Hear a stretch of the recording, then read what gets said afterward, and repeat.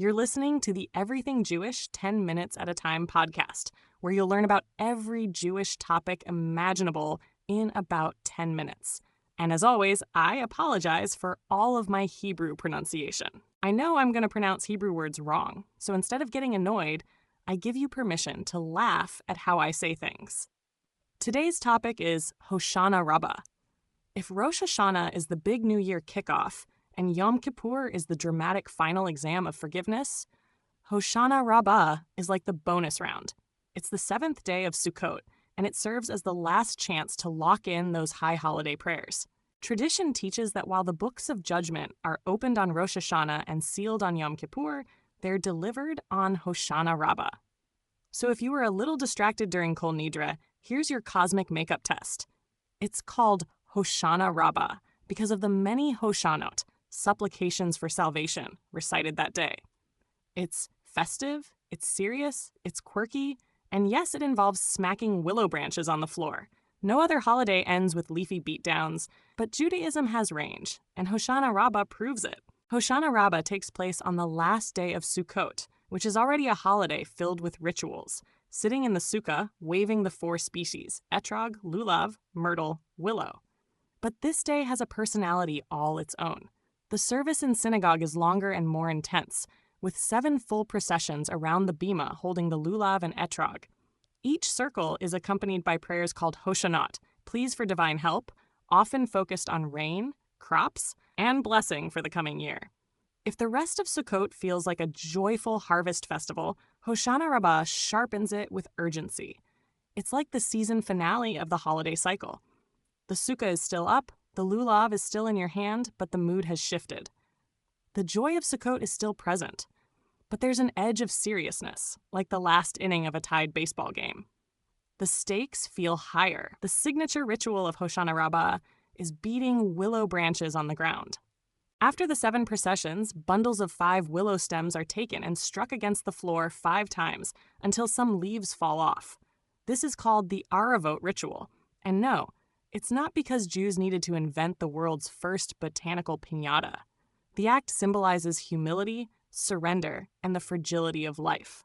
Willows, unlike the other species, don't have a strong taste or smell, and they're seen as representing the most basic, vulnerable part of the community.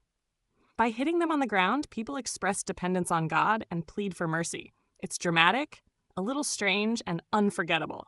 Kids love the thwacking part, adults find deep symbolism in it, and everyone agrees it's one of Judaism's most unusual customs. The sound of branches striking the floor echoes the season's urgency, leaving a vivid imprint as the high holiday cycle concludes. So where did this willow smacking come from? The origins go back to the temple in Jerusalem, where priests would circle the altar with willow branches during Sukkot, praying for rain and agricultural blessing. After the destruction of the temple, the ritual was adapted into synagogue life, becoming Hoshanah Rabbah's defining moment. Over time, the custom gained mystical layers, especially in Kabbalah. Mystics described Hoshanah Rabbah as the hidden final judgment day, when heavenly decrees are dispatched. That's why some communities treat the night before as a mini Yom Kippur, staying up all night reading Psalms and studying Torah.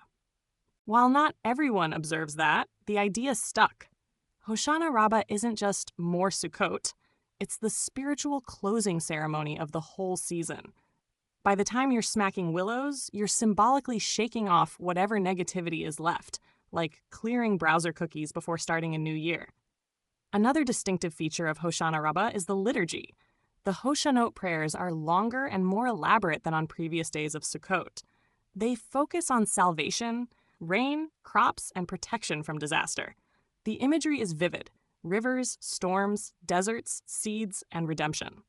In ancient times, when rain literally determined survival, these prayers carried life and death urgency. Even today, the connection to nature is striking. Hoshanah Rabbah reminds Jews that spirituality isn't just about personal forgiveness or ritual law. It's about survival, sustenance, and gratitude for the natural world. The prayers link humans to land, water, and food in poetic ways. In an era of climate anxiety, Hoshanah Rabbah feels surprisingly modern. It's like Judaism's original eco-holiday moment, wrapped in chants and leafy rituals. When you wave your willow and etrog, you're not just playing with plants. You're symbolizing harmony with creation and asking for its balance to hold another year. Hoshanah Rabbah also connects to the theme of light. In many communities, people light candles the night before and recite portions of psalms, almost like a vigil. Some mystics saw this night as the last chance for prayers of the high holiday season to ascend, which is why study and psalm recitation became common. In some Sephardic and Hasidic traditions, the night before Hoshanah Rabbah is as vibrant as Shavuot, with people staying up late immersed in learning. Even if you're not a night owl, the symbolism is clear. This is your final shot to bring light into the year's spiritual accounting. For those who take it seriously, Hoshanah Rabbah has all the drama of a suspenseful season finale. The books are about to close, the verdicts are about to be delivered, and this is your last appeal. For others, it's simply a meaningful and festive close to weeks of holidays. In Israel, Hoshanah Rabbah is widely observed, especially in religious communities. Synagogues fill for the 7 Hakafot, circuits, and markets are busy the days before with people buying fresh willow bundles. After weeks of sukkah meals, the day feels both climactic and transitional. Outside Israel, observance varies. Some communities go all out with long services and willow rituals, while others keep it simple, folding it into the broader joy of Sukkot. Either way, Hoshanah Rabbah keeps people connected to the rhythm of the high holiday season. It's the don't leave yet moment before Shemini Atzeret and Simchat Torah arrive. Even if willow smacking seems unusual, it's part of Judaism's genius. Rituals that are tactile, symbolic, and unforgettable. By putting leaves in your hands and asking you to literally beat them against the ground, the day makes prayer physical, grounding spirituality in an embodied way. That's why it sticks in people's memory long after. Culturally, Hoshanah Rabbah carries fun, festive vibes too. Kids love the willow bundles, often treating them like drumsticks.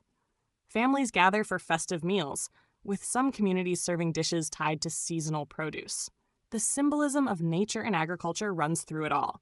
The sukkah, still standing, serves as the backdrop, reminding everyone of fragility and protection. It's like the encore performance of Sukkot before the stage gets cleared.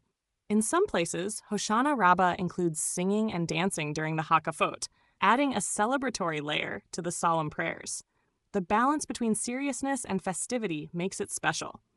You're pleading for salvation, yes, but you're also circling joyfully, waving greenery, and ending with a whack of willows. It's both earnest and playful, which is very Jewish. In a religion that loves to mix solemnity with silliness, Hoshanah Rabbah fits right in, because what's more memorable than ending a holiday with leafy percussion? Spiritually, Hoshanah Rabbah is about closure and transition. The cycle that began on Rosh Hashanah now ends. You've reflected, repented, fasted, celebrated, built a sukkah, waved your lulav, and now you strike the ground with willows saying, okay, I've done my part. The judgment process is complete and the year moves forward. It's both satisfying and humbling. The willows, fragile and short-lived, symbolize human vulnerability.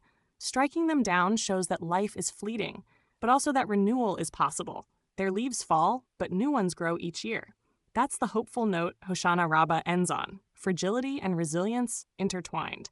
For some, the day feels mystical. For others, it's simply an odd but meaningful ritual. Either way, it ties the high holidays together with a flourish. One last procession, one last prayer, one last symbolic act.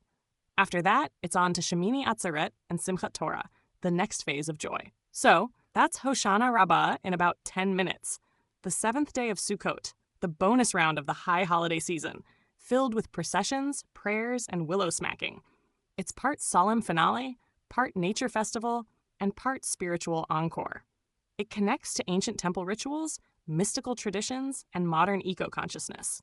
It bridges Rosh Hashanah and Yom Kippur's seriousness with Sukkot's joy, giving one last moment of urgency before moving into the next holidays. Thanks for joining me on this whirlwind tour of Hoshanah Rabbah. Stick around for the next episode where we'll explore another Jewish holiday in about 10 minutes.